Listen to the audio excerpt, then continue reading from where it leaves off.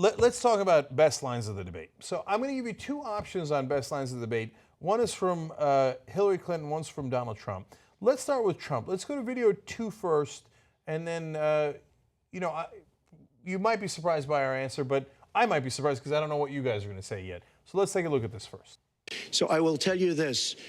We have to do a much better job at keeping our jobs. And we have to do a much better job at giving companies incentive to build new companies or to expand, because they're not doing it. And all you have to do is look at Michigan and look at Ohio and look at all of these places where so many of their jobs and their companies are just leaving. They're gone. And Hillary, I just ask you this. You've been doing this for 30 years. Why are you just thinking about these solutions right now? For 30 years you've been doing it, and now you're just starting to think of solutions. Well, actually, I will bring back jobs. You can't bring back jobs. Well, actually, I have thought about this quite a bit. Yeah, for 30 years. I have, well, not quite that long. Okay, that was not the good answer by Hillary Clinton. So he hit her on the 30 years. Well, if you had these wonderful, great ideas, why didn't you do a goddamn thing about it? That's a pretty effective line. Let me back it up by something that was, again, right in that same area. A little bit later, Trump also said this. We're going to go to video 3 here when he challenges her on NAFTA and TPP.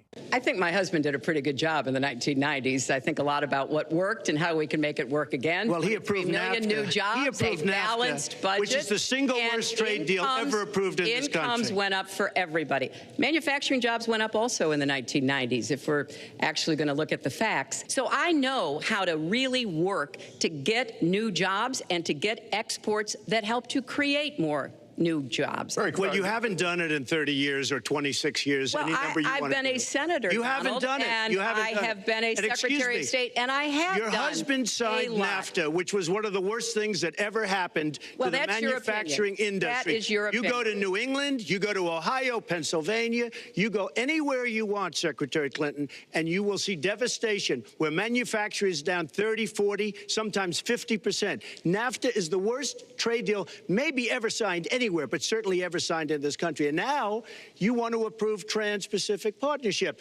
You were totally in favor of it. Then you heard what I was saying, how bad it is, and you said, I can't win that debate. But you know that if you did win, you would approve that, and that will be almost as bad as NAFTA. Nothing will ever top NAFTA.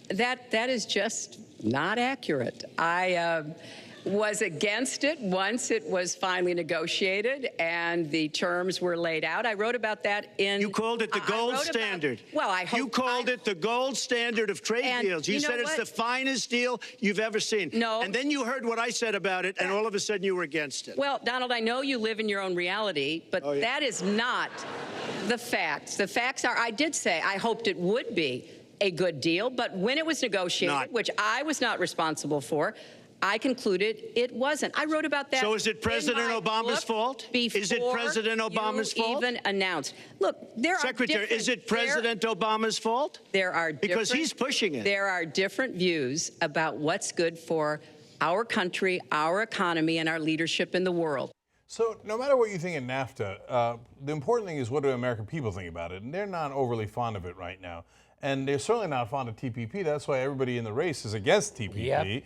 Although, of course, both the Republicans and the Democrats will actually pass it in the lame duck session because they're all incredibly corrupt. But anyway, for the purposes of this, I thought he busted her up pretty well, challenged her on, well, President Obama's in favor of TPP. Is he doing it wrong?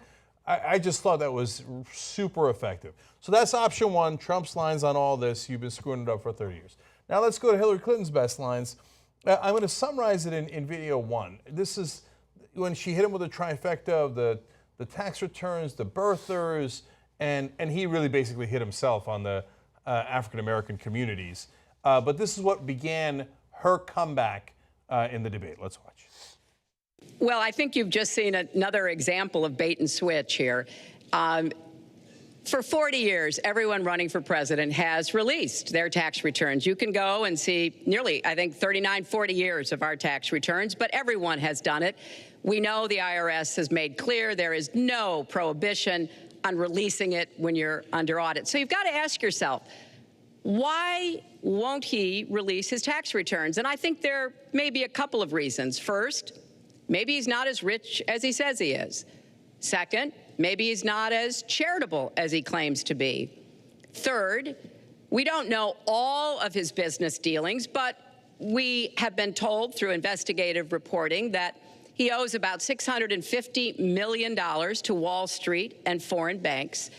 Or maybe he doesn't want the American people, all of you watching tonight, to know that he's paid nothing in federal taxes, because the only years that anybody's ever seen were a couple of years when he had to turn them over to state authorities when he was trying to get a casino license, and they showed he didn't pay any federal income tax. So if he's paid zero, that means zero for troops, zero for vets, zero for schools or health. And I think probably he's not all that enthusiastic about having the rest of our country see what the real reasons are, because it must be something really important, even terrible, that he's trying to hide. And the financial disclosure statement, they don't give you the tax rate. They don't give you all the details that tax returns would. And it just seems to me that this is something that the American people deserve to see. And I have no reason to believe that he's ever going to release his tax returns, because there's something he's hiding. And we'll guess. We'll keep guessing at what it might be that he's hiding. But I think the question is, were he ever to get near the White House, what would be those conflicts? Who does he owe money to? Well, he owes you the answers to that, and he should provide them. Okay, so Trump's best lines went towards her biggest weakness. She's a standard politician and part of the establishment. Her best line there went towards his main weakness, which is that he's not really as good a businessman as he says. That's his main claim to fame. And it turns out he doesn't want to give you the tax returns because he actually doesn't have anywhere near the money he claims he does. He keeps saying he's charitable, and hence I did wonderful things with my business. Now I could do it for the country, but he actually didn't do wonderful things. So it really goes to the core of the argument against Trump. I like both of those lines a lot. I actually think Trump's line was a little better, because if you make the election about change versus non-change, you'll win. And so I think that's why his line of attack is more important. What do you think, Wes? I thought his line of attack was more important because it was first. He put her on the defensive first, and because look, these trade agreements are indefensible. TPP is indefensible for what it's going to do to this country, and the fact that she can't say it's indefensible and speak out against it. You know, look, I understand she's got, you know, Obama wants it and everything else. Well, Obama's wrong on this, and so is everybody in Congress that's going to vote for it. I also thought Hillary Clinton pulled her punches in that final thing with Trump, because look, Trump said, I'm not in a highly leveraged business. What Hillary Clinton did not say was, you not only owe Wall Street banks all this money, you can't borrow money from American banks anymore because they banned you from buying money because you don't pay them back. So because of that, you had to go to Russia to get them to essentially launder money to you through Deutsche Bank, which is what's happened. That's right. And so she pulled some massive punches by not putting that on him right there tonight. So you think Trump's line was better overall? I think Trump's line was better. I think she could have just boom on the business by really naming what the debt problems are and who he's borrowed the money from. And she didn't go to Trump University or some of his other scams. That's right. Jimmy. Well, I would disagree with that. Right? I don't know why Trump University didn't come out. It's like she, you know, I felt like there's so much that she could just kind of ran right through the door and laid the hammer on him. And she didn't, just like what Wes just said, and just like Trump University, and the fact that she missed all the stuff about Bill Clinton's economic record and handing off she even missing all this stuff. Trump is so scatterbrained. I think she still won tonight, and I'm sure of it. You know, and the only thing is that Nate Silver made the point that this should not help Trump. It should hurt him. But if this doesn't hurt Trump and it does help him, like every other thing has, there may be no stopping him. I did notice tonight, he definitely has reformed his speaking style and everything else. It's less, yes, I'm about to send you to a labor camp than it was just a month ago. Yeah. So, Although I still think he's going to send us to labor camps, but that's beside the point. So overall, we're giving Trump the best line, even though we all thought Hillary Clinton won the debate. I think the best line was Hillary's. Oh, you do? Oh yeah, her when she said, "Yeah, I what something about I did practice for the debate and I studied up on becoming president or something like that." I was, whatever she said. That was the and then people spontaneously applauded, and it was the insinuation that you don't give a shit. You're not a serious person. You haven't studied. You're nothing, and that was perfect. When he was laughed at when she said that I can't remember what she said, but that was the best moment because you could see him react to. Yeah. They're not booing me. They're laughing at me. Yeah, when he said that he had the temperament. Yeah. When he said, I've got, well, see, that would be in my category of worst line, right? So about I have a much better temperament than her, and we had an LLOL moment where they literally laughed out loud.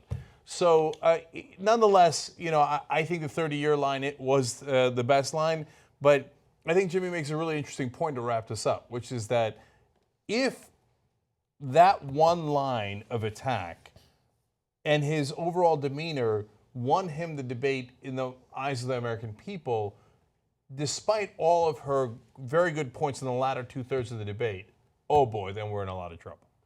Okay, because then you can't really knock him down, because no matter how many crazy things he says about the cyber and the nuclear and the 400-pound guy and the people are giving him credit for black clubs and et cetera, if he still won, then yes, then he's in great shape. By the way, our opinion on who won and who has the best lines, that's all wonderful, okay? But we're not like the mainstream pundits. Tomorrow we will have, if there's polling, we will have the polling immediately for you and tell you who you guys thought won, because that's the most important part, not what a pundit's gut tells you.